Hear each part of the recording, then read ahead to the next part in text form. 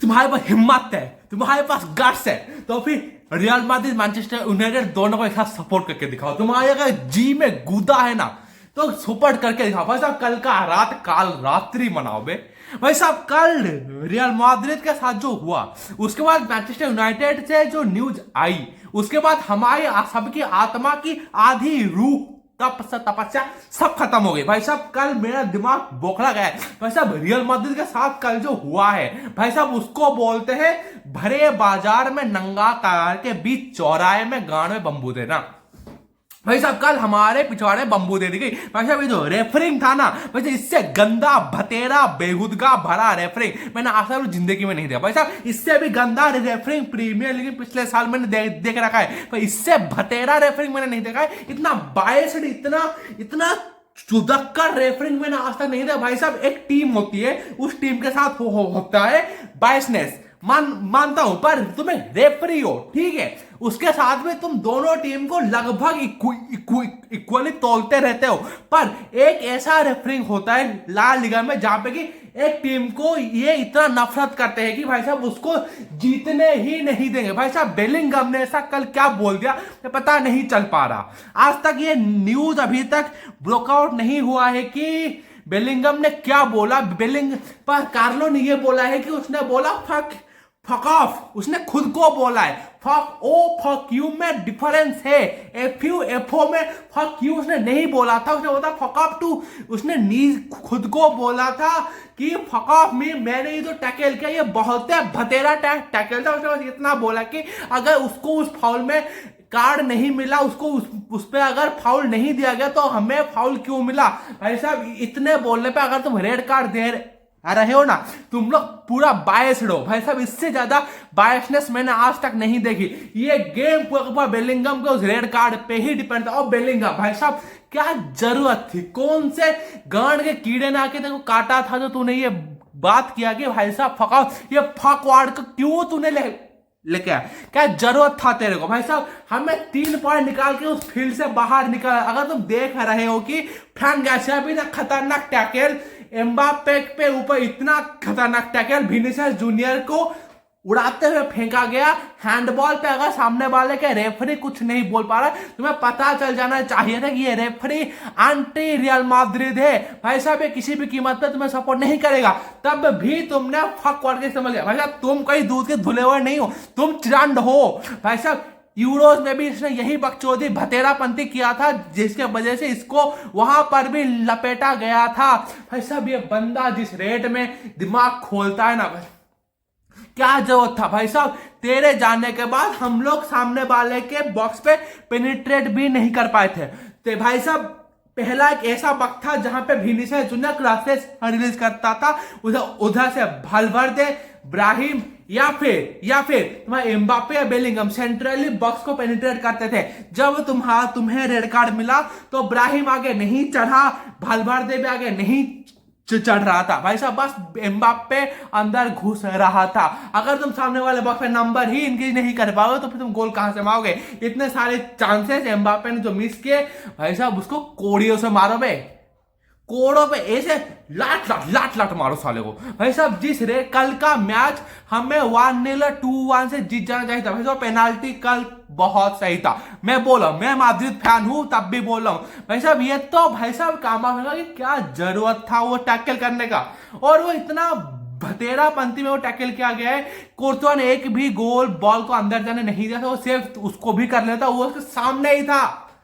क्या जरूरत था उसको मारने का वो टैकल। लिव इट असाइड भाई साहब। कल का मैच अगर हम लोग 3 पॉइंट के साथ जीत लेते ना तो फिर हम लोग अभी top of the table securely बैठे होते। अभी बादशाह के पास इतना खूबसूरत चांस है कि वो खुशी से उस गैप को क्लोज डाउन कर सकती है, और वो सेम पॉइंट के साथ 51 पॉइंट के साथ टाई के साथ वो टेबल टॉप पे बैठेगी। और एथलेटिको मैड्रिड ने कल फिर से उस गांडू टीम ने पॉइंट ड्रॉप कर दिया भाई साहब। जहां पे उस टीम को पॉइंट ड्रॉप नहीं करने चाहिए वहां पॉइंट ड्रॉप करता है, जहां पॉइंट ड्रॉप नहीं करने चाहिए होते हैं वहां पे वो जाके अपना ये खोल देता है, ऐसे वो छेद खोल देता है वो। अब बात करते हैं मैनचेस्टर यूनाइटेड भाई साहब। इससे भतेरा बेहुदगा भरा टीम नहीं देखा भाई साहब। इसका एक ही दिन में कौन से टीम का 4 इंजुरी न्यूज आते हैं? तुमने कभी देखा है एक टीम के 4 इंजुरी न्यूज एक साथ आते हुए भाई साहब? कल के दिन में अमाद, टोबी, उसके बाद तुम्हारा कौन सा फिर से अहमद, फिर टोबी कॉलियर, फिर तुम्हारा कोबी मैनो, फिर तुम्हारा वो क्या वो सेकेंडरी गोलकीपर क्या है बैंदिर। चार बंदे एक साथ इंजरी हो रहे हैं। और मार्टिनेज तो पहले ही इंजरी था। एक मैच से दूसरे मैच के बीच में तुम्हारे 5 बंदे इंजरी हुए, जो कि तुम्हारे स्टार्टिंग लाइनअप पे उसमें से 4 बंदे हैं। वैसे अगर तुम वो इंजरी लिस्ट खोल के देखोगे ना, मैं दिखा दूंगा, उसमें हमारे 5 बंदे हैं जो कि तुम्हारे स्टार्टिंग का 6 बंदे हैं जो कि तुम्हारे स्टार्टिंग लाइनअप पे डायरेक्ट घुस सकते हैं। अभी मुझे कल के मैच में हम कौन कौन बंदे को उतारेंगे ये सोच के मैं दिमाग खुल चुका है भाई साहब। उनाना, स्टाफ तुम्हारा माजुरुई, उनाना माजुरुई, स्टाफ तुम्हारा यूरो, इधर तुम्हारा मैगवायर, और विंग बैक के हिसाब से तुम्हारा डोरगू खेलना पड़ेगा उसको। डोरगू इधर तुम्हारा डालो, फिर सेंट्रली तुम्हारा 2 बुढ़े एरिक्सन और तुम्हारा कैसिमिरो। भाई साहब 2022-23 का ये है। पिछले बार 2022-23 में ये लोग 90 मिनट खेले थे दोनों एक साथ। उसके बाद इन दोनों ने एक साथ खेला ही नहीं है भाई साहब। उसके बाद तुम्हारा ऑप्टप, गार्नाचो, इधर तुम्हारा ब्रूनो फर्नांडिस, आगे तुम्हारा जगजी। क्योंकि मैं हॉजलैंड को आखिरी के 40 मिनट पे इंक्लूड करना चाहूंगा, क्योंकि जब उसके बाद आता है सब्स्टिट्यूशन के हिसाब से ना, तो भी उधर उसका एक्सीलरेशन की जरूरत पड़ेगी तभी, क्योंकि 40 मिनट के बाद सामने वाली टीम के पास एक्सीलरेशन नहीं हुई, क्योंकि ये लोग भी अपना मैक्सिमम बैकलाइन खिला रहे हैं और हमारे पास मिडफील्ड नहीं है।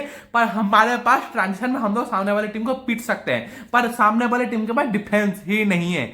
उनके पास अटैक में अच्छे बंदे हैं, सॉन है, वो खिला दो कुछ ना। और मैडिसन नहीं है इस बार, शायद नहीं है, पता नहीं, आ गया होगा तो मुझे पता नहीं, पर उनके पास अच्छे खासे टीम है जो कि ट्रांजिशन में खोल सकते हैं। हमें आज हाईलाइन नहीं खेलना है, मिड ब्लॉक में खेलो, कॉम्पैक्ट खेलो, सामने वाले टीम को गेम हॉरिजॉन्टली खेलने दो, वर्टिकली तुम ऑपरेट करो। पर हाफ टाइम के बाद, हाफ टाइम के पहले तक उनको इतना थकाओ, उनके पास 80% पोजीशन के साथ उनको बॉल रखने दो। अब बात करते हैं बेलिंगम वाले मुद्दे की, डिटेल बात करूंगा आज मैं। भाई साहब इस टीम के भाई साहब हम लोग भी खेलते हैं, मैं भी खेलता हूं, मैं भी गोलकीपर हूं, मैं भी एक डिस्ट्रिक्ट लेवल प्लेयर हूं, जहां पे कि हम लोग भी गाली दे देते हैं, पर हम लोग मुंह घुमा के सामने वाले क्राउड को देख के गाली देते हैं। हमने आज तक, मैं कैप्टन नहीं हूं, पर हमें कुछ भी बोलना होता है तो हम लोग जाके कैप्टन से कंफर्ट करते हैं, वो जाके तुम्हारा वो रेफरी को कंफर्ट करता है। पर तुम लोग भाई साहब इतने मैच्योर, इतने हाई लेवल वाले प्लेयर होके भी तुम लोग जाकर के सीधा रेफरी से कंफर्ट करो। तुम्हें कुछ भी बोलना क्यों होता है भाई साहब? तू अगर कुछ बोलता ही नहीं तो फिर कुछ होता ही नहीं। कल का जो मैच था ना भाई साहब, अगर बेलिंगम अगर उधर रुक जाता ना, खुदा ना खास्ता वो रुक गया होता, तो फिर उधर वो पूरी टीम को खोल दिया होता। क्योंकि ओसा सुना जिस लो ब्लॉक पे बैठी थी ना, वो लो ब्लॉक को पेनिट्रेट करने के लिए तुम्हें 4 बंदे चाहिए, और बेलिंगम जैसा वर्करेट देने वाला बंदा तुम्हें चाहिए होता है, जो कि तुम्हारा मिडफील्ड भी कंट्रोल करे और सामने वाले टीम के अटैक डिफेंस को पेनिट्रेट करके क्रॉसेस उठाने के लिए उधर प्रेजेंट हो। भाई साहब अगर कल बेलिंगम होता ना, इरफान बाट की मैं बात कर रहा हूं भाई साहब, तो फिर वो सामने वाली टीम को 4 गोल पेल चुका होता, खुद वो 2 गोल मारा होता। भाई साहब जिस तरीके से कल बेलिंगम फ्लूइडिटी दिखा रहा था और एम्बाप्पे के साथ उसका जो कॉम्बिनेशन था खूबसूरत दिख रहा था। और भाई साहब एम्बाप्पे के साथ इसका कॉम्बिनेशन बहुत अच्छा होता है। भाई साहब मैं ये बोल रहा हूं कि एक ब्रिटिश प्लेयर, एक फ्रेंच प्लेयर का इतना अच्छा कॉम्बो मैंने आज तक देखा नहीं। मैं पिछले 15 साल से गेम देख रहा हूं, मैं नहीं देखा हूं इससे अच्छा फ्लूइडिटी वाला गेम पे। मैं 21 साल का बंदा हूं, मैं देखा हूं भाई साहब सामने वाली टीम की बग्घियां उधेड़ते हुए देखा है। जहां पे ब्रिटिश और फ्रांस प्लेयर एक साथ नहीं खेल पाते, वहां पे ये बंदा भाई साहब इन दोनों का केमिस्ट्री, इन दोनों का कॉम्बो बहुत अच्छा दिख रहा है। पसंद आ रहा है?